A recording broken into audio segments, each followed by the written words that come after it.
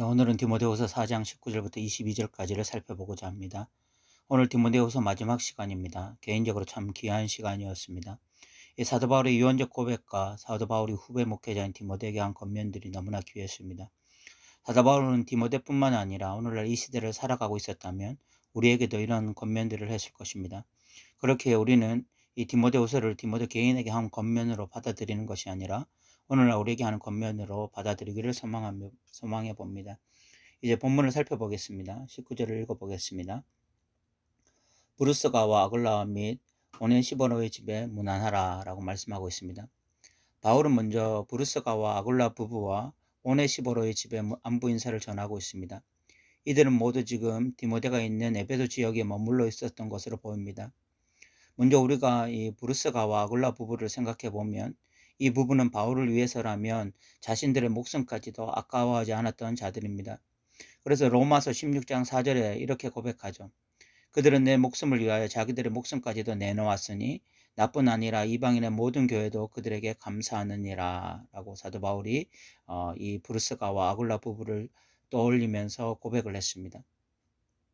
사도 바울의 목숨을 위해서 자신들의 목숨까지도 기꺼이 내어놓았던 부부가 바로 이 부부였던 것입니다. 우리는 여기서 몇 가지를 생각해 볼 수가 있습니다. 첫 번째, 귀한 동역자를 만나는 것이 얼마나 복된 일인가 하는 것입니다. 사도 바울은 브루스가와 아굴라 부부를 2차 전도 여행 중에 만나게 됩니다. 그리고 난 이후 이들은 귀한 동역자가 되고 그들의 관계는 점점 깊어졌습니다. 얼마나 귀한 관계인지 목숨을 바칠 정도였습니다. 우리가 이 교회 생활하면서 이런 귀한 동역자 그리고 어떤 이런 귀한 영적인 친구를 만난다고 하는 것은 너무나 큰 복인 것 같아요. 이 두 번째, 아름다운 신앙인 부부의 모습입니다.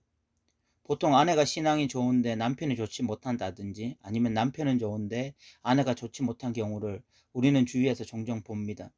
그래서 신앙으로 인해서 관계가 삐그덕대는 모습을 종종 봐요.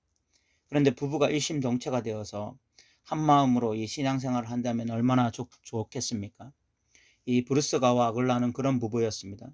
서로 신앙으로 한 마음 되었고 함께 하나님 나라를 위해서 다름질하는 멋진 부부의 모습이었습니다. 하나님이 보시기에 너무나 아름다운 부부의 모습이었을 것이라는 생각이 듭니다. 이 세 번째, 신앙의 리더는 믿음이 더 좋은 사람이 하는 것입니다. 그 시대는 남자와 여성의 차별이 굉장히 심한 시대였습니다. 그런데 아이러니하게 이 브루스가라는 여성의 이름이 항상 먼저 등장합니다. 이 브루스가가 아굴라보다 더 신앙에 적극적이었고 헌신적이었기 때문에 이 브루스가를 항상 먼저 부른 것으로 많은 신학자들은 추정합니다. 신앙의 리더는 굳이 남자일 필요가 없습니다. 믿음이 더 좋은 사람이 하면 돼요. 그 가정의 제사장은 믿음이 가장 좋은 사람이 하는 것입니다.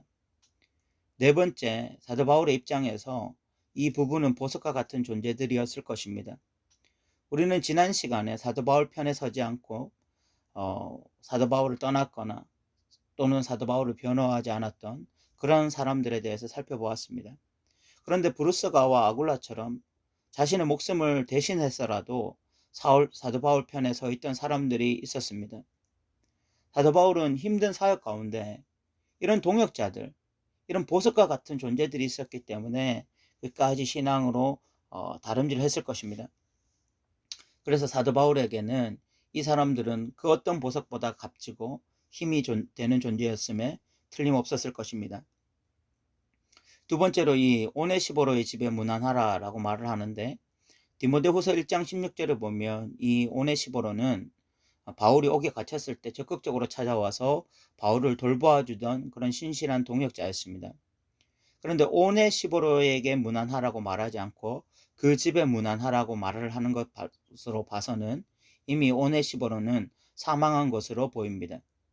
이렇게 에베소에 있는 사도 바울의 동역자들에게 안부 인사를 부탁하고 난 이후에 또 다른 사람들의 안부 인사도 에베소 교회에 전합니다. 20절을 읽어보겠습니다. 에라스도는 고린도에 머물러 있고 드로피모는 병들어서 빌레도에 두었노니 라고 말씀하고 있습니다. 이 에라스도는 고린도에 머물러 있다고 말하는데 이 에라스도가 정확하게 누구인지 우리는 알지 못합니다. 그런데 로마서 16장 23절에 보면 이 고린도의 재무관으로 이 에라스도를 말합니다. 동일 인물인지는 확실하지 않지만 만약 그가 고린도의 재무관이었다면 이는 그 당시 고린도 사회의 고위 공무원으로 상당히 높은 위치에 있던 자였다는 것을 알 수가 있습니다.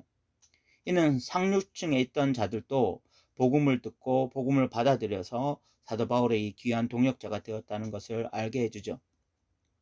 디로비모는 병들어서 빌레도에 두었다고 말을 하는데 이 디로비모는 바울의 3차 전도 여행 중에 함께했던 사람이고 또 에베소 교회의 헌금을 가지고 바울과 함께 예루살렘 교회에 전달한 인물이기도 합니다.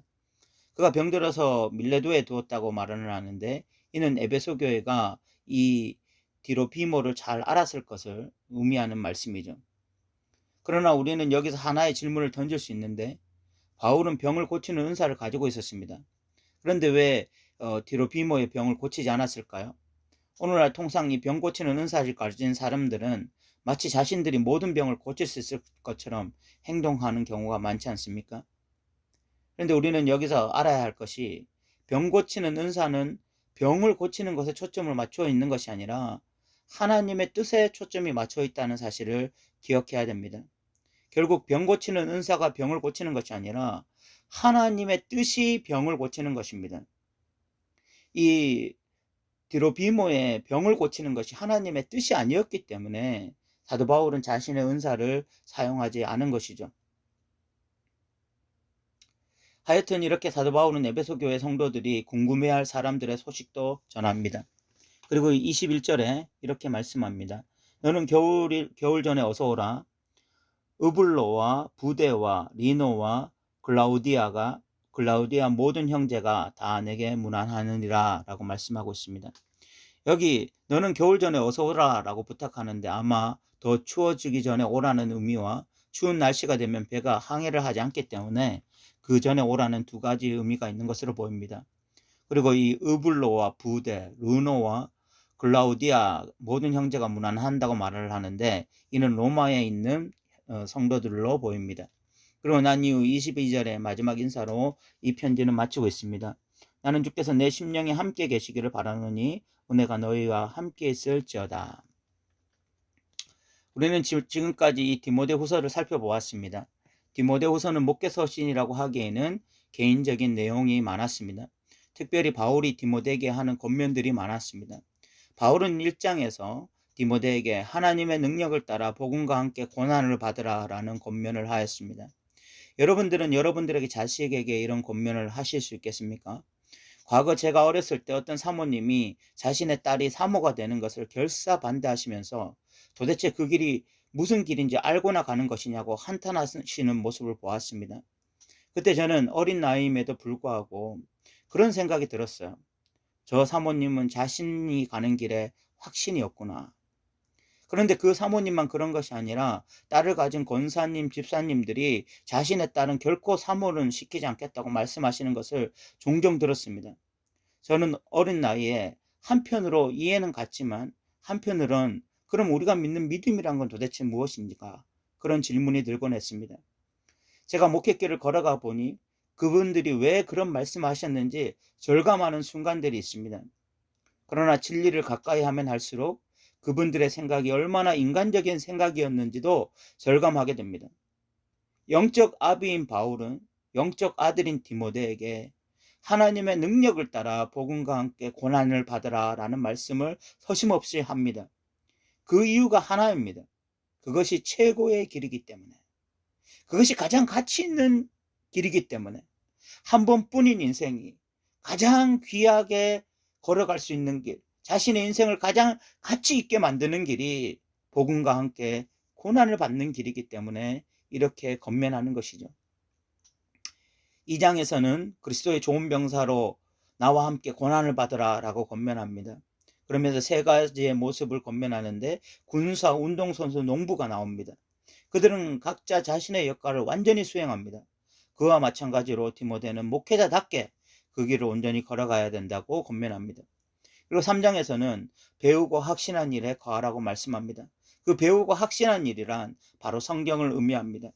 말세에 모두 자신을 사랑하고 그래서 온갖 악을 행한다 할지라도 디모데는 이 성경 말씀을 따라서 성경의 어떤 진리에 압도되어서 그렇게 한 걸음 한 걸음 믿음으로 걸어가야 할 사명자라고 말을 하고 있는 것입니다. 4장에서는 때를 얻든지 못 얻든지 말씀을 전파하라고 권면합니다. 말씀을 전하는 자의 삶은 때때로 고독하고 불안하고 두렵습니다. 그러나 말씀 전파자는 청중에 따라서 웃고 우는 자가 아니라 자신에게 주신 말씀을 대언하는 자인 것입니다. 청중들 가운데 바른 교훈을 받지 않고 기가 가려워 자기의 사욕을 따라 스승을 많이 두는 자들이 있습니다. 그러나 그들 가운데 참된 청중들이 있습니다. 진리에 반응할 자들이 있습니다. 진리를 따라서 목숨을 던질 자들이 있습니다. 디모데는 그 사람들을 기억하고 그 사람들을 묵상하면서 하나님의 말씀을 때를 따라서 그 전해지지 못할 상황 가운데서도 말씀을 전파하는 것이 디모데의 사역이라고 말씀하고 있는 것입니다. 이렇게 디모데에 대한 권면만 있는 것이 아니라 사도 바울의 유언적 고백도 있습니다. 그는 전제와 같이 부어지고 떠날 시각이 가까이 왔다고 말합니다. 그러면서 그는 선한 싸움을 싸우고 달려갈 길을 다 달려가고 믿음을 지켰다라고 말을 합니다. 그리고 이후로는 자신을 위하여 의의 면류관이 준비되어 있을 것이라고 말합니다. 정말 최선을 다한 사람은 후회가 없죠. 사도 바울은 주님을 위해서 그렇게 최선을 다한 삶을 살았기 때문에 후회하는 고백으로 인생을 마치고 있는 것이 아니라 오히려 의의 면류관이 준비되어 있을 것이라고 하는 승리의 고백, 기쁨의 고백으로 이 유언을 마치고 있는 것입니다. 디모데 후서를 마치면서 고난이라는 단어가 실감나게 다가왔습니다. 우리는 이 그리스도인으로 고난받는 것을 얼마나 두려워했습니까? 그런데 사도 바울은 고난이 없는 그리스도인은 없다라고 말을 합니다. 이 디모데 후서를 보면서 우리에게 이 신앙의 야성이 다시 살아나기를 좀 소망합니다. 진리의 말씀을 따라서 좁은 길 걸어가는 거 두려워하지 않는 믿음의 사람들 되기를 바랍니다. 우리도 선한 싸움을 다 싸우고 달려갈 길을 다 마치고 믿음을 지키는 자들이 되기를 소망합니다. 지금까지 들어주셔서 감사합니다.